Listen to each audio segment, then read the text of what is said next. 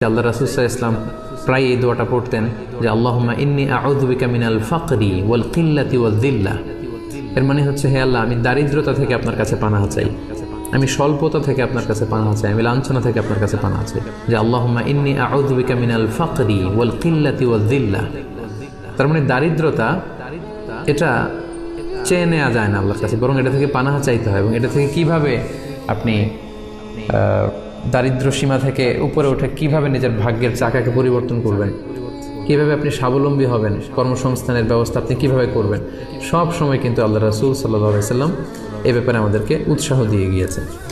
আমি অনুরোধ করব, আপনারা যারা লাইভটি দেখছেন আপনারা শেয়ার করে দিন, তাহলে এখন যারা অনলাইনে আছে তারাও এই লাইভটি থেকে, আলোচনাটি থেকে উপকৃত হতে পারবে ইনশাআল্লাহ।